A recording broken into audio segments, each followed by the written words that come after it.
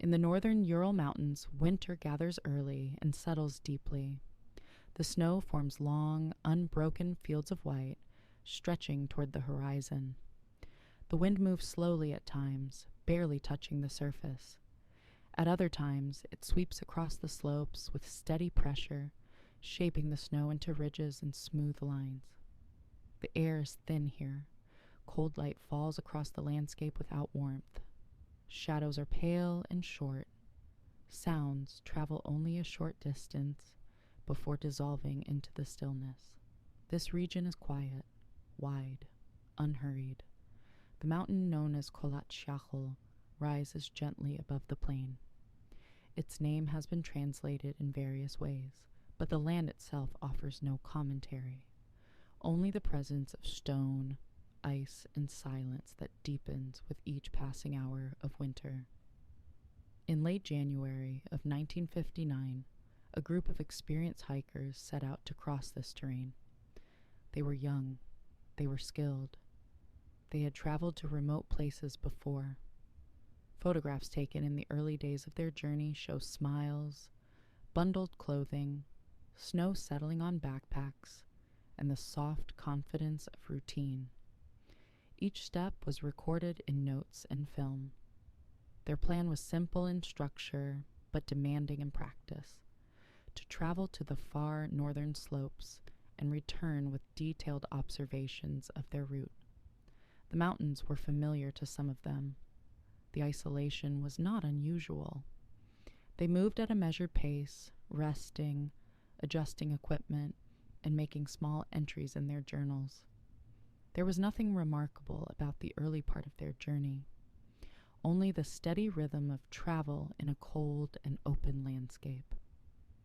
The group advanced toward their intended route, progressing from forested areas into higher, wind-exposed terrain.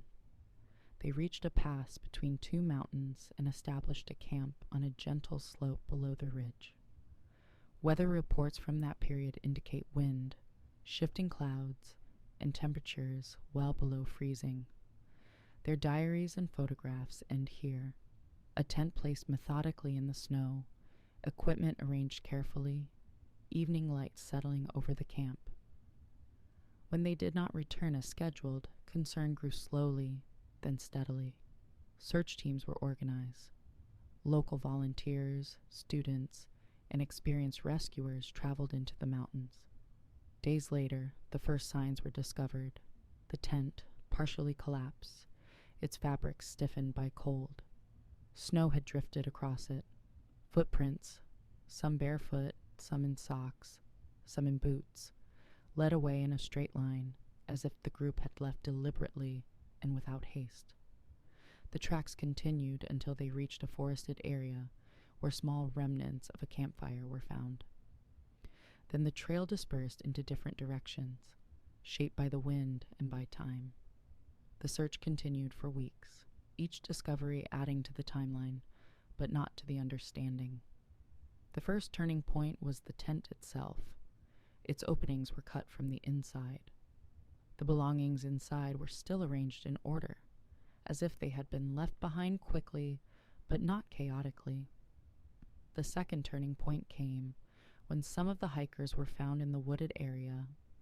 Their clothing and positions indicated that they had attempted to find shelter or warmth as the night advanced. Later, others were found at a lower point in the terrain, where snow had accumulated deeply. The passage of time and the environment made the conditions of recovery complex, and many details remain unclear even in the official records. What was found was documented. What was not found left open spaces in the story of that night. The objects connected to the incident were simple tools of travel: a stove not yet assembled, footwear left neatly inside the tent, watches frozen at different times, half-written notes, careful photographs showing snow-swept hills, and steady progress along the route. None of the objects explained why the hikers left their shelter, or why they traveled into the forest without full clothing in freezing temperatures. The evidence remained as fragments of a larger sequence that was never fully observed, never fully recorded. What they carried, what they left behind, and what they encountered are known only in part. Over the decades, many theories have been offered, each attempting to fill the quiet spaces left by the record. Some believe the wind on the slope created a low-pressure phenomenon, a rare but possible environmental effect that produces a deep, unsettling sound, which could prompt people to leave an area instinctively. Others suggest that a small avalanche or a buildup of snow on the slope may have threatened the tent, leading the hikers to exit quickly but methodically. It is possible that disorientation from the cold, from darkness, or from exhaustion played a role. Some interpretations involve military testing in the broader region, though no clear evidence supports this directly. Researchers have proposed paradoxical undressing, injury, and attempts to reach a more sheltered location as contributing factors. Each theory explains some details and leaves others untouched. No explanation fits every observation without leaving small gaps. The uncertainty remains, quiet and unresolved. Today, the pass is a calm and open place. The wind still moves in slow currents across the slope. Snow gathers and melts in seasonal rhythm. Hikers still visit the region. They see the same ridgelines, the same quiet expanses of white, the same long shadows cast across the snow. Markers stand where the tent was found.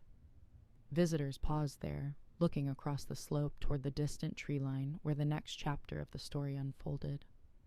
Nothing in the natural world here suggests urgency or disturbance. The silence is continuous, steady, unchanged. The landscape remains indifferent to the questions asked of it.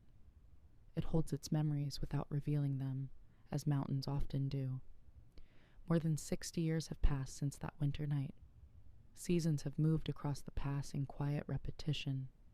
Snow has fallen and melted again, softening the traces of what once happened here. Researchers still review the evidence. New analyses appear from time to time, adding context but not finality. The story remains suspended between what is known and what can only be inferred. There is no conclusive explanation that settles every detail. There is no final moment to place at the end of the timeline. What endures is the quiet distance between events and understanding, a space that mirrors the wide, cold expanse of the pass itself. As the wind moves and the snow drifts gently over the ground, the unanswered parts of the incident remain where they have always been, resting in silence, held by time, not insisting on resolution. And the mountain, as always, keeps its calm,